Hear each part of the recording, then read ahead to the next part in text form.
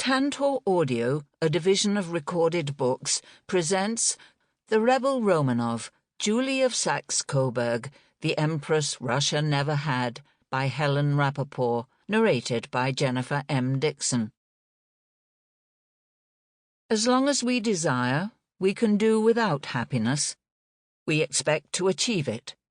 If happiness fails to come, hope persists, and the charm of illusion lasts as long as the passion that causes it. So this condition is sufficient in itself, and the anxiety it inflicts is a sort of enjoyment that compensates for reality. Woe to him who has nothing left to desire. We enjoy less what we obtain than what we hope for, and we are happy only before being happy. Jean-Jacques Rousseau, Julie, or The New Eloise. Prologue. The Coburg Marriage. In May 1816, at the Prince Regent's Carlton House residence in London, an obscure German prince married the most sought-after royal bride in Europe, Princess Charlotte of Wales, second in line to the throne of Great Britain after her father, the Prince Regent. During the ceremony, held in the Crimson Drawing-Room at 9 p.m., there had been barely stifled amusement, even to the bride herself, when, at the point when the couple exchanged vows, she heard her fairy-tale prince solemnly promise to endow her with all his worldly goods. For Charlotte knew full well that her new husband, Prince Leopold of Saxe-Coburg-Saalfeld, was the scion of a cash-strapped pumpernickel-staat, a younger Prince of Coburg whose whole income was only £200 sterling. All Leopold had in reality to offer his bride beyond his seductive good looks and his distinguished military credentials were his guile and ruthless ambition. Nevertheless, the Coburg marriage, as it was dismissively referred to by the British aristocracy, was no mean achievement for an unremarkable German principality that, in the political scheme of things, had long been lost on the map of Europe, and on which the press had until then been entirely silent. Leopold's marriage to Britain's favourite princess was an incredible coup for a minor European prince, and brought the couple an annual allowance of £60,000, over £6 million today, which was more than the entire annual revenue of his debt-ridden home country, a tiny rural principality tucked away in central Germany. Its rulers could claim descent from one of the ancient European dynasties, the Saxon House of Wettin, that had once ruled much of the region, but successive divisions of the territory between the male heirs of the Ernestine branch had fragmented the region into a complex tapestry of domains, subject to periodic reshuffling. Saxe-Coburg-Saalfeld, in fact, comprised two small territories that were geographically separated.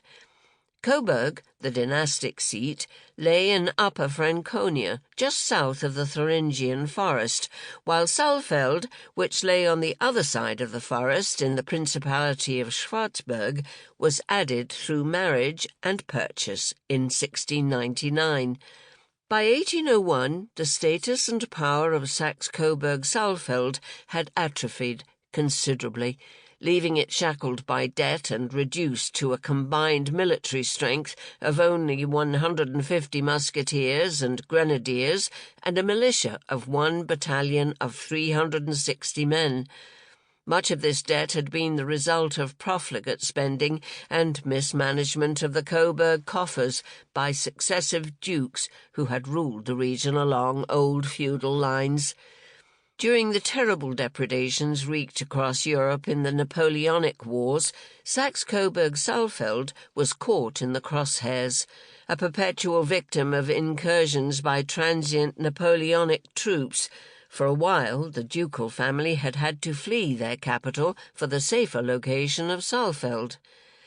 Nevertheless, Leopold and his two brothers, Ernst and Ferdinand, had exerted themselves as far as they were able for the emancipation of Germany, In the final push against Napoleon during 1813 to 1814, Ernst with the Prussians in Berlin, Ferdinand with the Austrians in Vienna, and Leopold in service to Emperor Alexander I of Russia in Poland.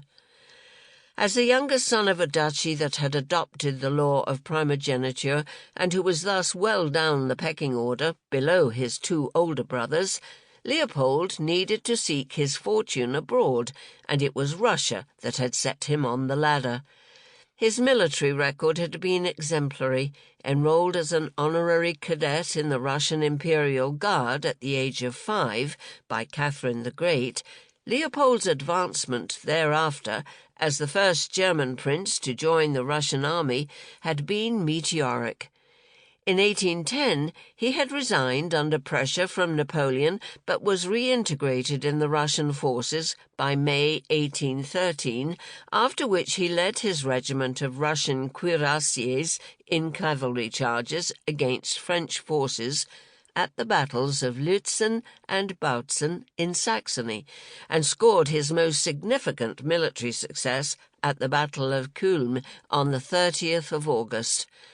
By this time, Alexander I and his Prussian and Austrian allies had all acknowledged the merit of Leopold's services, and 6 or 8 orders were conferred on him, including the prestigious Order of St. Alexander Nevsky and the crosses of St. George and Maria Theresa and the Iron Cross of Prussia, for his role at Kulm.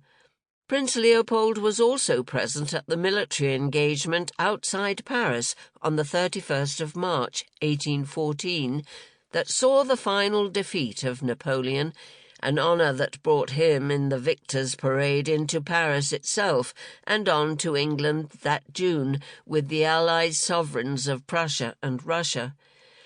When he arrived in London, Leopold, who couldn't afford a hotel and was staying above a grocer's shop in Marylebone, was already pondering a game plan that had been sown in his mind by the Tsar. Having had to abandon his fruitless passion for Empress Josephine's pale, pensive, and spirituelle daughter, Hortense de Beauharnais, he found himself now in pursuit of a ruddy, buxom girl, more German, perhaps, in her appearance than Leopold could have wished. For Alexander had apparently informed Leopold privately, not long before they left for England, that "I intend for you to marry Princess Charlotte, the future Queen of England." Alexander's clever widowed sister, Ekaterina Pavlovna, Duchess of Oldenburg, who was then staying in London, took the plan to the next level. She befriended Princess Charlotte and contrived a meeting between the classically tall and dark Leopold and the boisterously endearing 18-year-old princess. This unwished-for encounter, as far as he was concerned, would soon turn the Prince Regent's own dynastic ambitions for his daughter upside down, as well as providing Russia with an important influence at the British court in the person of Leopold. Charlotte had recently broken off her engagement to her father's choice of husband, the affable but dull Prince Wilhelm of Orange. She had reluctantly agreed to the engagement in December 1813 in the cause of a strategic Dutch-British political alliance, but had then been distracted by a short-lived passion for Prince Friedrich of Prussia. When this fizzled out, attempts were made to steer Charlotte back in the direction of the Prince of Orange, but she had resisted this on discovering that, as wife of the heir to the Dutch throne, she would have to live in the Netherlands for most of the time. In any case, by the summer of 1814, the ambitious Leopold, whom even Napoleon had remarked upon as being one of the handsomest young men I ever saw, had arrived at court and had begun to work his charm on her. By this time, Charlotte was growing increasingly rebellious, desperate for release from her father's stifling control. Her liking for Der Leo, as she affectionately called him, soon turned to fascination, and then to a very determined passion. By early 1815, and despite the regent's stubborn opposition, she had become convinced that of all the many suitors for her most eligible hand, Leo was the one who, from his situation and everything I have heard of him, is the most eligible connection for me now. I delight in Coburg because I am quite satisfied he is really, truly and sincerely attached to me, and very much so desirous, to the greatest degree, to do all in his power to make me happy. Charlotte, who was notoriously headstrong and called the shots as the only legitimate child in line to the throne at that time, refused to give him up. Leopold's German ducal credentials might not have been grand enough for the English royals, but at least he was from a ruling family, and no one could doubt the good prince's moral and intellectual character, his dignified gravity and unusual moderation, though privately the Prince Regent found his putative son-in-law cautious and pedantic, and later nicknamed him Marquis peu à peu. But there was more to Leopold than initially met the eye, a cold intellect and logic lurking beneath the ingratiating facade, indicative of a determination to advance the interests and ascendancy of the Saxe-Coburgs in Europe. For her own part, Charlotte had no intention of allowing this unequal royal match to diminish her. Do not imagine that, in marrying Prince Leopold, I ever can or will sink to the rank of Mistress Coburg. Entertain no such idea, I beg of you. She was already intimating her intention, when the time came, of seeing her German husband elevated beyond the role of mere consort, an aspiration nursed by Leopold himself. For, as the English diarist Henry Greville observed, he would do anything to be bekinged. When news broke on the 10th of February, 1816, that notice had been sent to the court of Coburg of an intended union between the Princess Charlotte of Wales and Prince Leopold of Saxe-Coburg, third son of the reigning duke, Leopold was so little known in England that even these basic facts were wrong. His father had died in 1806, and his brother Ernst was now on the throne.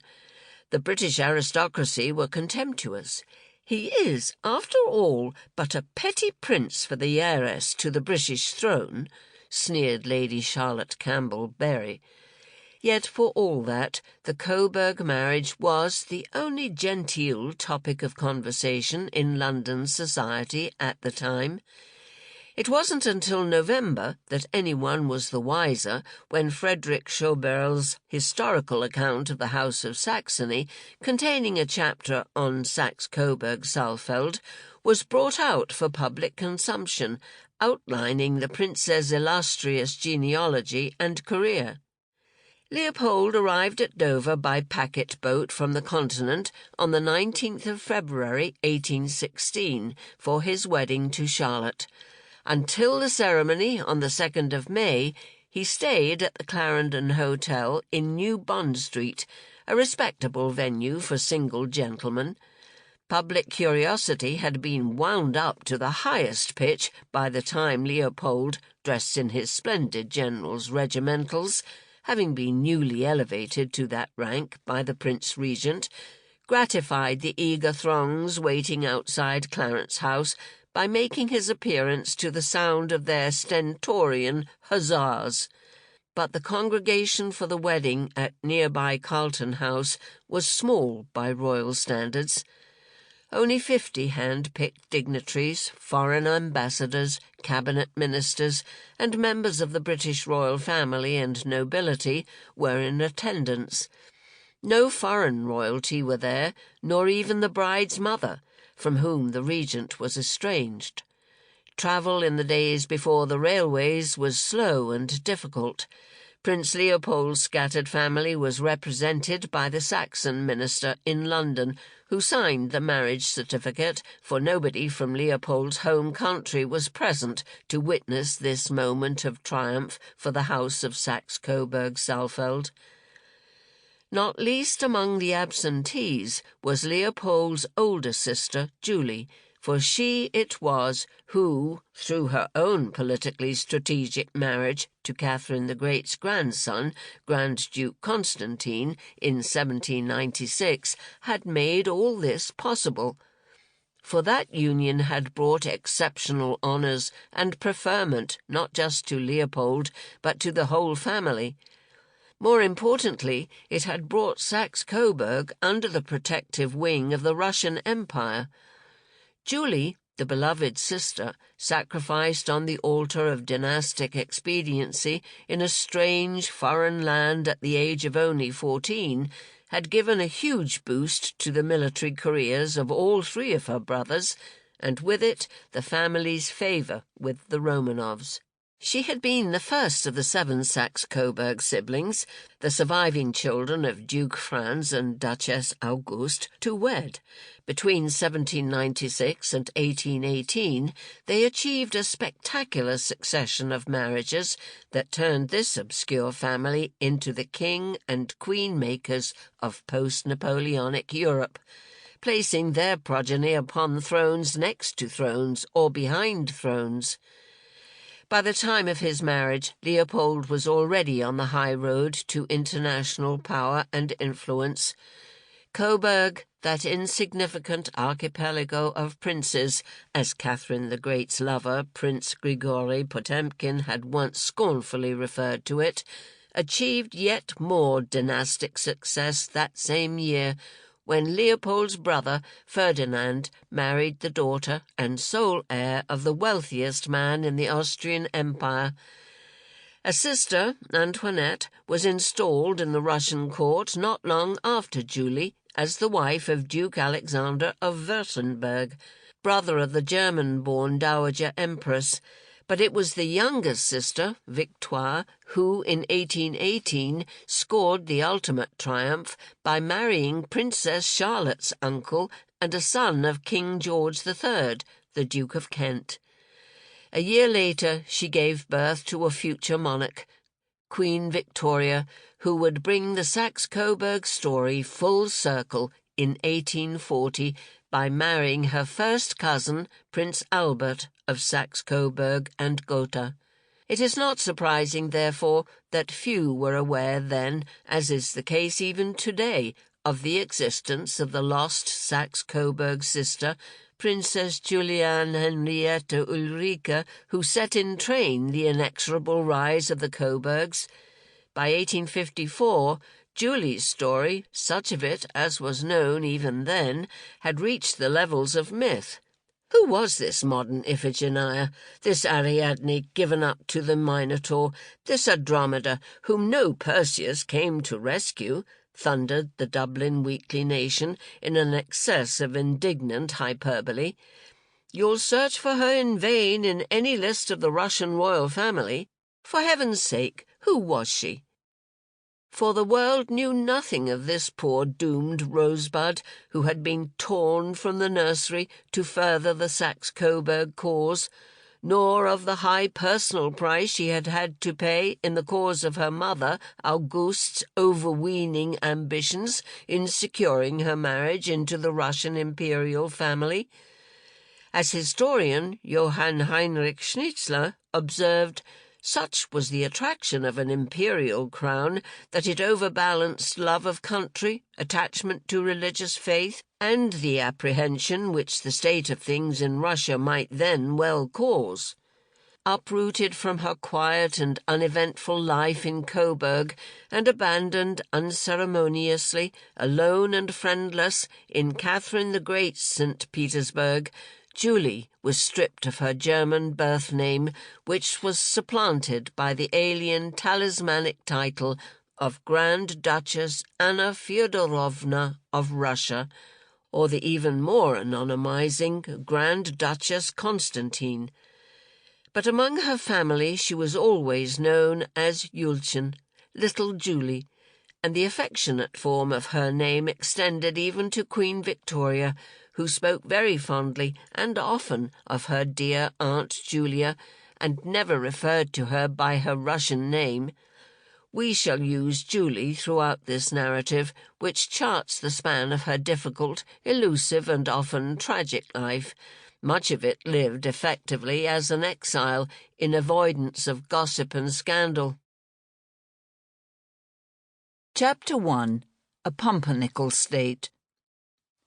When Princess Charlotte wrote of her forthcoming marriage to Prince Leopold of Saxe-Coburg, she noted that he seems vastly fond of his family, who are exceedingly united. United they indeed were, by the straitened circumstances in which they had been forced to live, thanks to the economic difficulties endured in that region from the late 18th century. Most people tended to use the abbreviated form Saxe-Coburg rather than Saxe-Coburg-Saalfeld, which was one of 5 ducal houses of the Ernestine branch of the House of Saxony, the others being Saxe-Gotha-Altenburg, Saxe-Meiningen, Saxe-Hildburghausen, and Saxe-Weimar-Eisenach. These and other smaller states in the central region operated as little more than fiefdoms and, prior to 1806, were governed by a plethora of knights, counts, margraves, burgraves, bishops, abbots, dukes, and barons. Together they made up the German-speaking territories of the Holy Roman Empire that had ruled over much of Central and Western Europe since the 9th century. But their repeated political fragmentation had ensured that they shared little sense of a cohesive national identity until German nationalism took root after the defeat of Napoleon in 1815. For centuries, these disparate German territories were thus embroiled in endless dynastic infighting over the division of the lands between their various heirs and control of the borders between them, until the piecemeal introduction of the rule of primogeniture gradually brought the worst disputes under control. In Saxe-Coburg-Saalfeld's case, this came in 1747. After Napoleon's conquest of Germany in 1806, many of the smaller statelets were absorbed by the larger ones and faded into insignificance, thus greatly simplifying the political map. Saxe-Coburg-Saalfeld remained a 3rd or 4th League state by status, below the imperial electorates like Hanover and the Grand Duchies like Baden and Hesse-Darmstadt, poorer than some bishoprics and imperial cities, but above the smaller principalities, such as the Junior Reuss line from which Julie's mother, Auguste, came.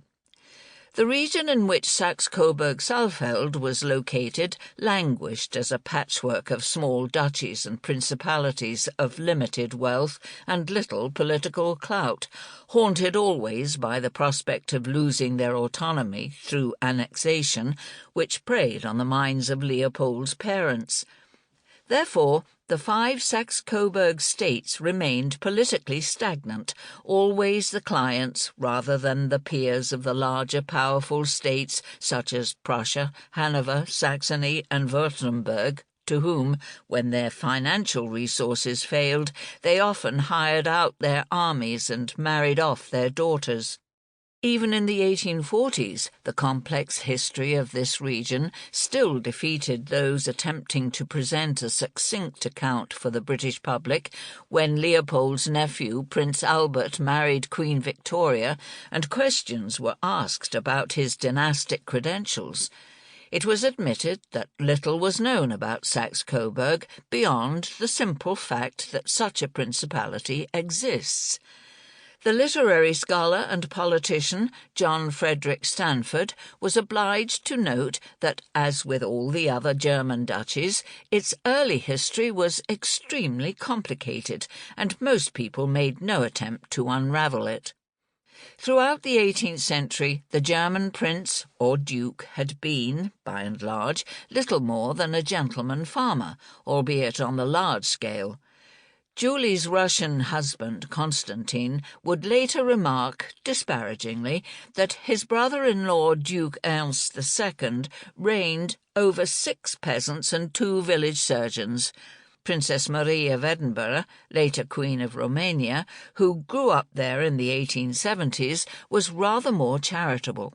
Coburg was a small town where Gemütlichkeit, warmth and friendliness played a greater part than elegance, a town of simple burghers, uncritical and loyal, with an old-world simplicity. The Coburg Court of Residence, which formed the microcosm of the Saxe-Coburg state, was, despite its old-world Teutonic charm, exceedingly narrow in its aspirations, pedantic, traditionalist, and lacking political debate or cultural innovation. Its dukes cherished a blighting etiquette and led lives as dull as those of the aged and torpid carp in their own stew ponds. In order to maintain their government and army, not to mention their personal lifestyle, Saxe-Coburg's rulers had squeezed the peasantry through heavy taxation to compensate for the limited revenue derived from local industry. Covering around 400 square miles and with a population of 57,266 in 1812, Saxe-Coburg was about 1.5 times the size of the Isle of Wight. The land was fertile enough. Located in a sheltered valley between two ranges of hills, it produced corn, flax, wine, and rich pasture for fattening cattle. But the duchy's manufactures were modest, its best offerings being pots, hats, and peltry, animal skins, as well as vitriol, potash, pitch, and Prussian blue pigment.